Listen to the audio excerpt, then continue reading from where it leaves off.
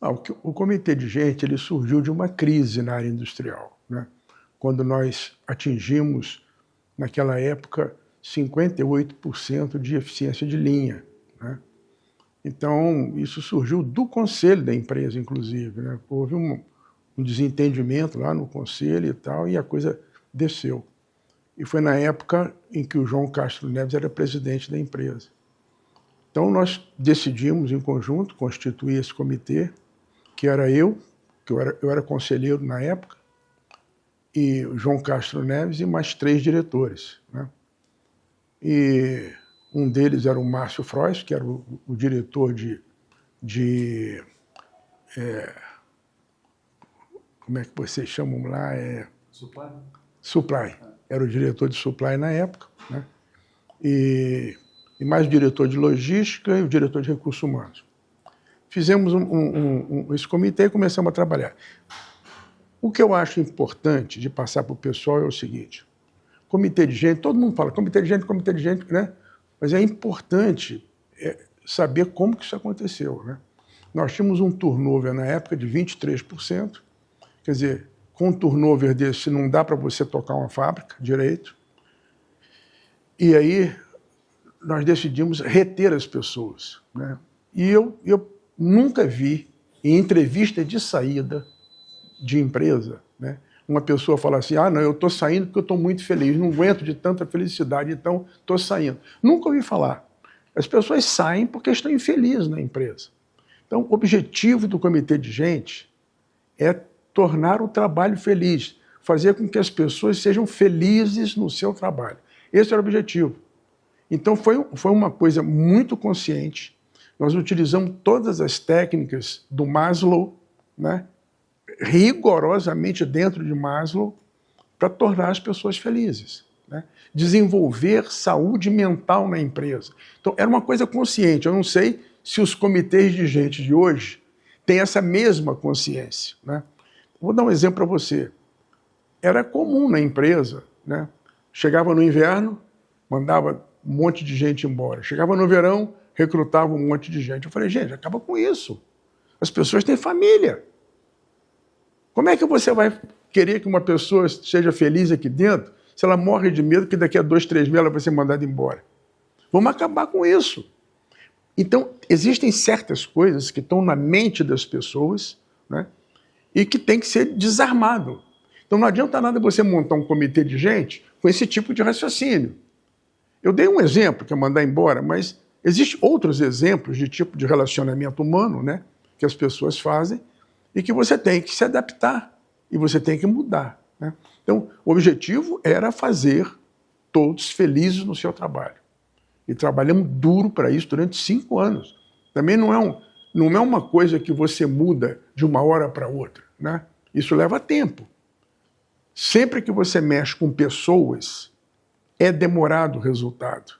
Porque as pessoas custam acreditar, elas custam acreditar que você está falando a verdade, elas custam acreditar que aquilo é para valer, entendeu? Então, e você tem que insistir, e você tem que trabalhar duro, né? A sorte nossa, né, é que a cultura da Ambev é uma cultura de execução, entendeu?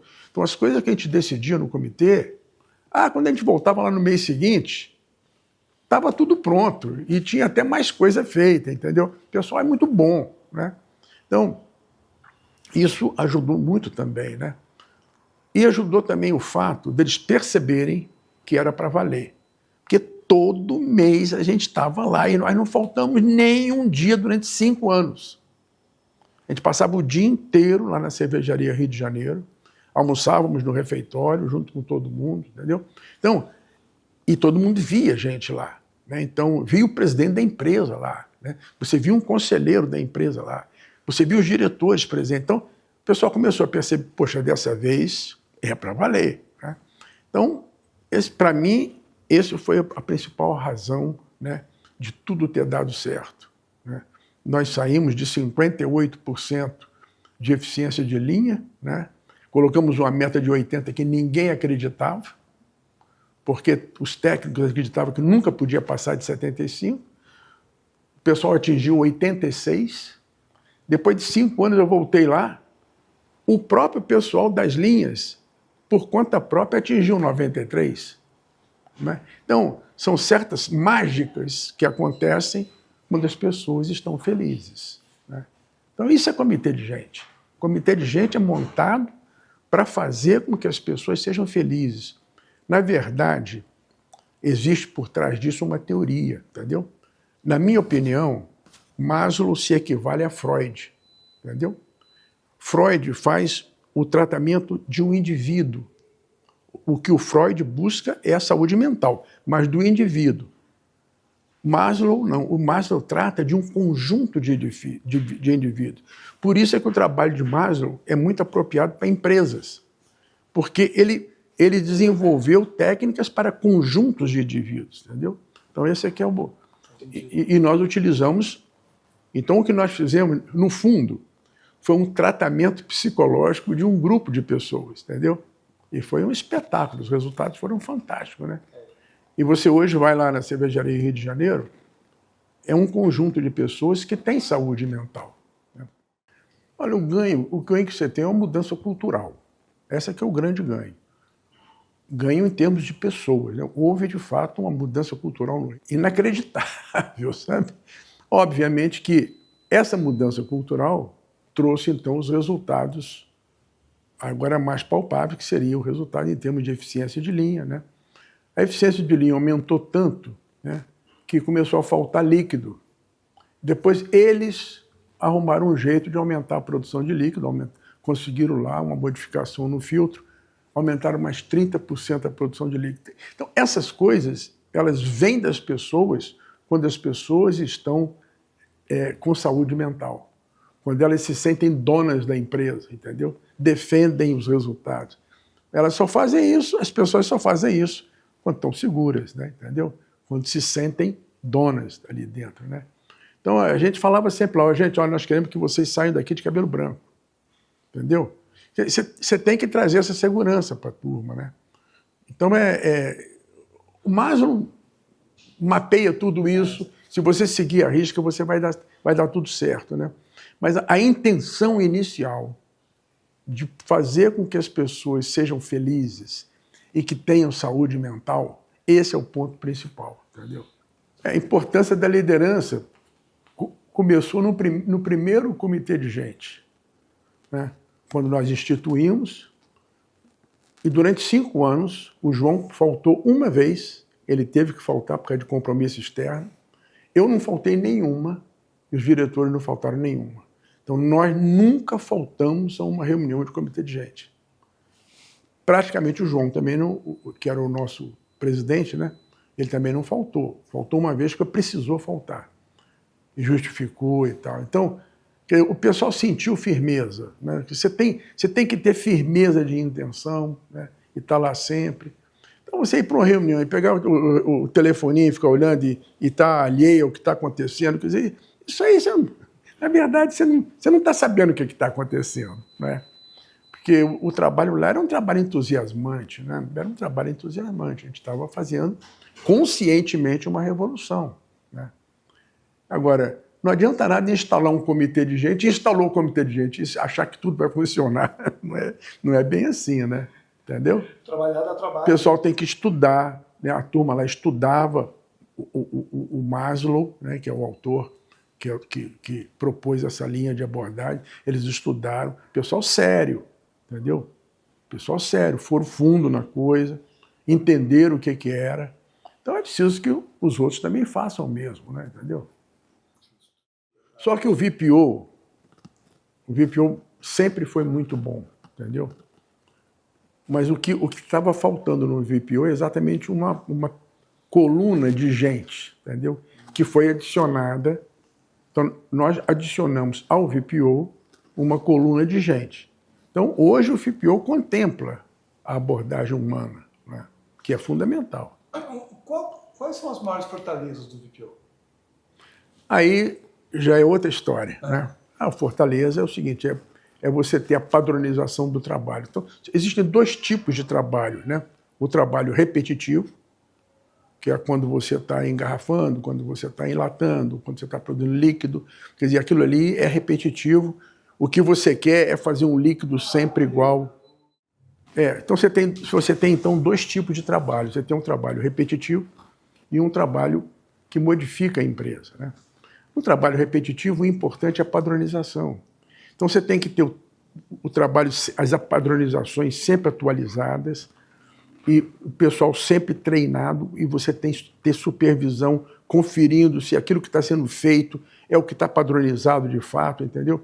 Porque no trabalho repetitivo, o que nós queremos é que todo mundo faça sempre igual, entendeu? Isso é que vai conferir ao produto final, à cerveja, né, um desempenho bom, uma cerveja sempre igual, sempre boa, né? Então, isso é o trabalho repetitivo. E você tem o trabalho de melhoria.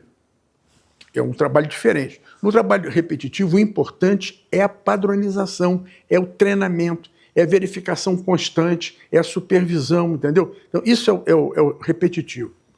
No trabalho de melhorias é diferente. O trabalho de melhorias é o seguinte, você tem que perguntar, quais são os nossos principais indicadores aqui? Por exemplo, quais são os indicadores que servem para classificar qual é a melhor fábrica do ano, entendeu? Ou qual é a melhor fábrica do mundo? Quais são os indicadores utilizados, né? Qual é o melhor resultado do mundo e qual é o nosso resultado? Então, naquilo que eu estou pior, né, eu sou obrigado a abrir ali uma lacuna e trabalhar ali para poder chegar lá, entendeu? Então, isso é que é o trabalho de melhoria. É você estar sempre buscando o seu melhor em todos os indicadores. Muitas vezes você tem, vamos supor, você tem aí 10 indicadores, você está ótimo em 8, mas você não está bom em 2. Então você tem que focar naqueles 2, né, e trabalhar nos 2 para que você chegue lá. Então, esse é o trabalho de melhoria. Agora, quando você melhora, para você melhorar alguma coisa, você tem que alterar o que você está fazendo. Portanto, você tem que alterar os padrões. Você vai voltar lá naquele trabalho repetitivo, alterar os padrões, retreinar as pessoas para que elas agora trabalhem no novo patamar para dar aquele resultado, entendeu? Então, esse é o VPO. Então, o VPO é isso, quer dizer, ele é baseado no PDCA. Você tem o PDCA de melhoria e o PDCA de manutenção. Então, é isso que é o básico do VPO. O VPO é basicamente isso, entendeu? Eu acho que a liderança é o seguinte, liderança não pode simplesmente cobrar meta, entendeu? A maior ignorância do mundo na minha vida é ficar cobrando meta, entendeu? Então, a liderança ele tem a meta que ele ganhou, certo? E ele quer distribuir a meta ali para a turminha dele, ou ele quer ajuda para atingir a meta dele. O negócio é o seguinte, você quando quer atingir uma meta, você tem que montar um plano de ação, né? E você monta um plano de ação. Existem várias maneiras de fazer isso, pode ser com brainstorming, pode ser com levantamento de dados, pode ser com digitalização, pode ser com inteligência artificial, o que for, mas você vai montar um plano de ação.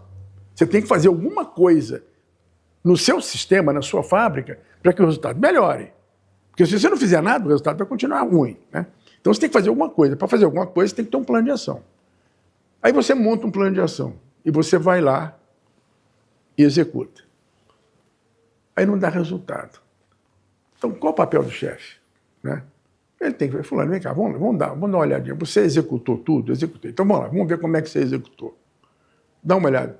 Pô, se o cara fez o plano e ele executou tudo, que conclusão que você tira? O plano é ruim. Está faltando conhecimento. Então, ninguém é culpado por não ter conhecimento, entendeu? Então, o que o chefe tem que fazer é ajudar o cara a buscar o conhecimento. Onde é que tem, nas nossas fábricas, onde é que tem alguém aí que sabe isso? No mundo todo aí, onde é que tem alguma fábrica que nesse ponto é bom, alguém que é bom nisso? Traz o cara aqui para ajudar a gente. Quer dizer, conhecimento você tem que correr atrás. Você tem que correr atrás, não é da meta, não. Você tem que correr atrás do conhecimento, entendeu? Agora, se você montou um plano de ação, e você vai lá e verifica que o cara não executou, aí você tem que chamar o cara num cantinho. Falar, companheiro, olha, você sabe por que você recebe seu salário? É para executar as coisas aqui. E você não executou. Então você está ganhando sem entregar. Da próxima vez que você fizer isso, eu vou ser obrigado a tirar você do time. Assim, calmamente, tranquilo, avisa antes, entendeu? Porque essa é a vida, não é? Essa é a vida. Se eu estou pagando a você para fazer alguma coisa e você não faz, eu paro de pagar. Nada mais justo, né? Não é? Eu retribuo você. Você não faz, eu não pago. Então, é isso. Então, agora, se você executa tudo direitinho, você está cumprindo com sua obrigação e não bateu a meta, meu querido, eu vou te abraçar e eu vou correr atrás de conhecimento, te ajudar, poxa. Então, o papel do líder é ajudar, não é reprimir. Você entendeu? E outra coisa é o seguinte, é dar o exemplo. Né? Dar o exemplo. Tem reunião? Esteja presente. Não mande representante. Vai lá, esteja presente o tempo todo. Né? Nós íamos, a gente chegava lá 8, 9 horas da manhã, saía de lá 5, 6 horas da tarde. Ficava o dia inteiro, o comitê de gente o dia inteiro lá, entendeu? Junto. Né? Então, isso aqui é o exemplo. Todo mundo olhando, poxa, esses caras estão aqui, é para valer. Né? Então, liderança dá exemplo. Né? Tá junto o tempo todo, leva a sério. Né? E no fundo é isso, é levar as coisas a sério e é estar junto com o time, né? É compreender, estar junto. Não adianta nada ficar cobrando meta, né? Não leva a nada. E é um trabalho eterno, né? Elas já não estão mais na empresa. Ah, eu sei. Não são... Porque elas estão lá, né? Parte delas está lá. Não estão mais não. Ah, bom, parte tá. A turma tá. É. Eu digo, o pessoal do comitê de gente já não está mais. Mas a turma está. Não, o que eu diria é o seguinte, eles viveram o processo, né? Eles sabem que o princípio todo é Maslow, pelo menos o pessoal da Cervejaria Rio de Janeiro sabe, isso eu tenho certeza. Né? Então, eles sabem, vários deles saíram, foram promovidos, vários estão no México, Estados Unidos, a empresa pegou os caras que eram bons ali e mandaram para espalhar o negócio, né? Agora o Joilson voltou, depois voltou de novo, porque o negócio no Rio de Janeiro andou desandando, né? Então, o que eu diria é o seguinte, gente, vamos fundo na coisa, né? Essa abordagem humana é muito importante, né? Mas você tem que ter consciência do que você está fazendo, né? Dá uma lidinha lá, procura saber quais são os princípios de Maslow, mesmo que você tenha preguiça de ler o livro, porque é um livro difícil de ler, sabe? Letrinha pequena, não tem figura. Então, então pega pelo menos o capítulozinho ali básico, onde ele fala sobre as necessidades humanas, né? Então, dá uma lidinha ali, ou pede para alguém traduzir. Hoje em dia está fácil traduzir. Então, estuda para você saber qual era a intenção do Maslow. Né? Então, a nossa intenção é fazer com que todo mundo que trabalha na Ambev esteja feliz com o que está fazendo, entendeu? É basicamente isso. Esteja alegre, satisfeito, chegue em casa à noite feliz da vida, não tem ninguém cobrando dele nada aí fora da razão, entendeu? Então, é isso que a gente quer, entendeu? Pessoas felizes, pessoas que vão segunda-feira para o trabalho assim, felizes da vida, entendeu? Doido para chegar lá, porque tem coisa bacana, entendeu? Então, isso aqui é legal. E um desafio constante, né? Desafio constante.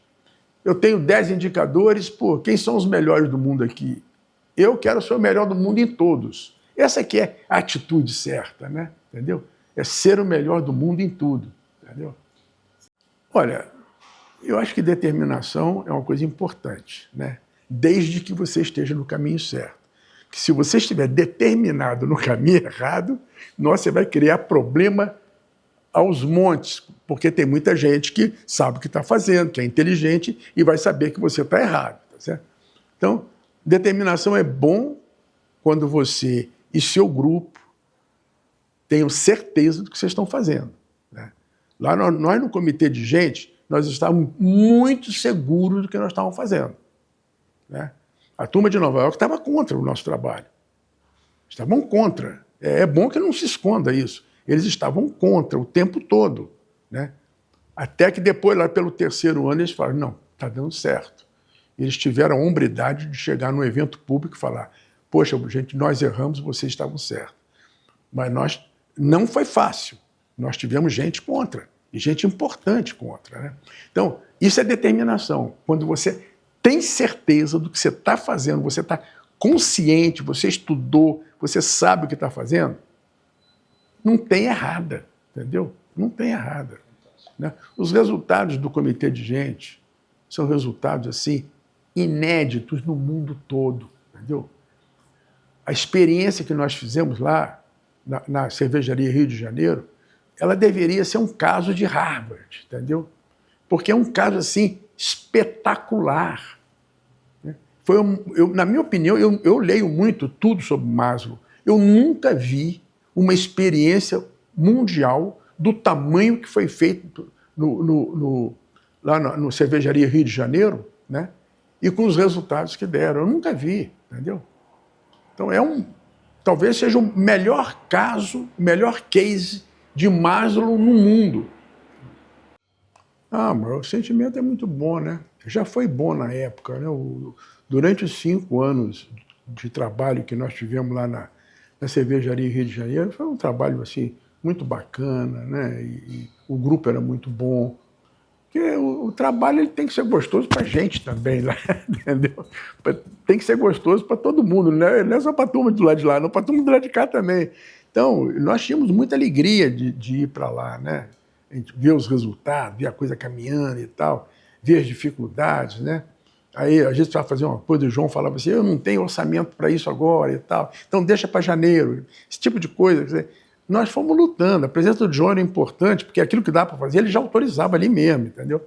Então foi assim, muito alegre, sabe? Muito alegre. A gente almoçava junto, brincava um com o outro, então, assim, foi um período muito bom, né, na minha vida, eu acho, sabe? Aliás, os 30 anos que eu passei na Ambev foram excelentes. E 25 no conselho. Excelente também, entendeu? Ensinei algumas coisas na Ambev, mas aprendi muito também, entendeu? A vida é assim, você ensina e aprende, né, o tempo todo. Então, assim foi na Ambev também. Para mim, a minha experiência na Ambev foi uma experiência fantástica, né? E que realmente alterou muito a minha vida, para melhor. Né? E eu tenho muita saudade desse tempo. Me lembro, às vezes, desde o comecinho lá, entrei em 91, né? E às vezes o Marcel ia fazer uma reunião de fim de semana e me chamava. Aí eu ia junto com ele, reunião de diretoria, eu era consultor, ia para reunião de diretoria. Então eu tinha um relacionamento muito bom lá dentro, né? E assim foi. Depois eu entrei em 91, em 97 eu entrei para o conselho. E fiquei até 2022. Não, 2022. Né? Foi quando eu saí, há 3 anos atrás. Quem trabalha na Ambev, sempre, pelo menos durante todo o tempo que eu estive lá, as outras empresas ficam sempre tentando pegar pessoas da Ambev, entendeu? Mas por que elas ficam fazendo isso? Porque sabem que são pessoas que trabalham dentro de um sistema vencedor. Né? Então, o que eu poderia dar de conselho é o seguinte: o ser humano ele cresce com conhecimento. Você vale no mundo aquilo que você sabe e que você sabe fazer para o seu próximo. Entendeu? Então, o que eu diria é o seguinte: procure aprender o tempo todo, seja curioso. Não vá numa reunião de comitê de gente e fique brincando com reloginho, não, com celularzinho, não, entendeu? Vai e se empenhe, procure saber quais são os princípios de Maslow, por que ele fez isso, qual era a intenção dele, discuta, leia, entendeu? Procure entender o que tem por trás. Né? Cresça como ser humano, porque crescimento é todo dia. Né? Vou falar uma coisa para você. Também é um princípio de Maslow, o conceito de potencial mental. Maslow falou o seguinte, olha, cada um de nós aprende um pouquinho cada dia e não mais do que aquilo. Se você for exposto a muita coisa nova, você não consegue absorver. Não tem jeito, entendeu? Você só consegue absorver aquele tanto que você já nasceu com aquele potencial. Então, vamos supor, eu consigo absorver 30 coisas por dia, você consegue absorver 50, outra absorve 100, né? Mas cada um é limitado naquela quantidadezinha, entendeu? Então, não adianta você achar que vai aprender muito num dia, você vai aprender um pouquinho cada dia, mas não perca a chance de aprender. Não perca.